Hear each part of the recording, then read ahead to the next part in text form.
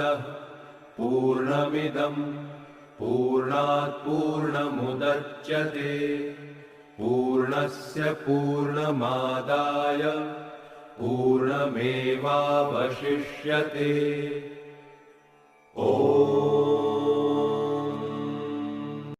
नमस्ते, मैं डॉक्टर सत्यव्रत दास मेरे YouTube channel the truth and philosophy में आप सबका स्वागत करता हूँ। चलिए हम आज बात करेंगे ईश उपनिषद के ऊपर। ईशोपनिषद यजुर्वेद के अंतर्गत एक उपनिषद है। यह उपनिषद अपने संक्षिप्त रूप के कारण अन्य उपनिषदों के बीच बेहद महत्वपूर्ण स्थान रखता है। इसमें कोई कथा कहानी नहीं है, केवल आत्मवर्णन है। इसमें 18 श्लोक हैं और अद्वैतवाद का समर्थन करता है। इसमें कहा गया है कि सब कुछ जो जगत में ब्रह्म का ही है। जगत और ब्रह्म का संबंध एक ही है। ब्रह्म में ही जगत है और जगत में जड़ और चेतन है। त्याग में ही असीम आनंद छिपा हुआ है और अपना कर्म ऐसे करें जैसे कि ब्रह्म की उपासना कर रहा है, बिल्कुल निस्वार्थ भाव से, और कर्म बंधन सब ब्रह्म को समर्पण भाव से करें। यदि कोई आत्मा को तिरस्कृत करता है, मृत्यु के बाद वो दानव होके नरक और अंधेरे में ही पड़ा रहता है। ब्रह्म जो अचल है और तेज गतिशील भी है, जो हमारे इंद्रियों के पहुंच से बाहर है। ब्रह्म चलते हैं और नहीं भी चलते हैं, बहुत दूर है और अत्यंत समीप भी है, जीव के अंदर है और बाहर भी है।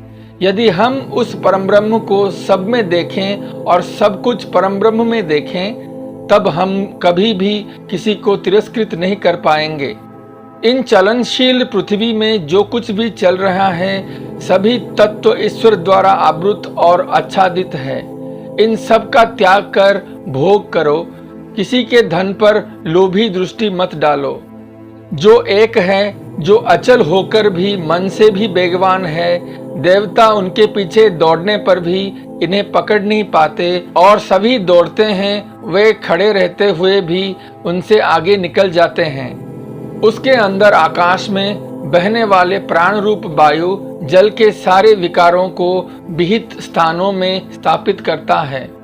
जो सर्वभूत को आत्मा के भीतर और सर्वभूतों में आत्मा को देखता है, वे कभी दूसरों के प्रति द्वेष नहीं रखते।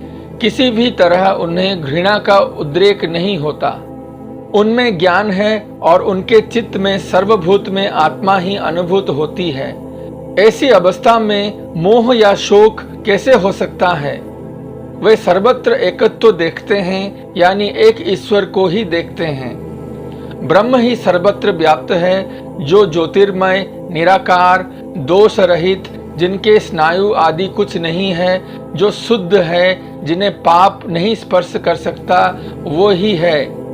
ज्ञान स्वरूप है, वो मनोमय हिरण्यगर्भ है, वे ही सर्वव्यापी विराट है, स्वयंभू तुरीय है। इन्होंने ही अनादिकाल से सभी वस्तुओं का उनके स्वभाव और धर्म के अनुसार विधान किया है। विद्या और अविद्या के संबंध ईश उपनिषद में उल्लेख किया गया है। जो अविद्या का ही सेवन करते हैं, वे स्वयं नरक में प्रवेश करते हैं। जो विद्या में रत है, वो मानो और भी घने अंधकार में निमग्न होते हैं। जो विद्या और अविद्या दोनों को जानते हैं, वे अविद्या द्वारा मृत्यु के पार जाकर विद्या द्वारा अमृत का भोग करते हैं। जो कार्यों में नश्वर और अनश्वर का भली भांति जानते हैं, वो विनाश द्वारा मृत्यु को पार कर अमृतत्व का भोग करते हैं। सत्य को स्वर्णमय चादर से ढककर रखा गया है। हे ब्रह्म, सत्य ही है हमारा धर्म। सत्य दर्शनार्थ तुम इस चादर को हमारे लिए हटा लो। हे सूर्य, आप ही एकमात्र ज्ञानी है। हे यम, हे प्रजापति, आप किरण जाल को हटा लो। जो ज्योति तुम्हारे रूपों में अति सुंदर रूप में है, उसे मैं देख पाऊं। जो पुरुष वहां अवस्थित है, वह मैं ही हूँ। यह जो हमारे प्राण है, वह वायु भिन्न और कुछ नहीं।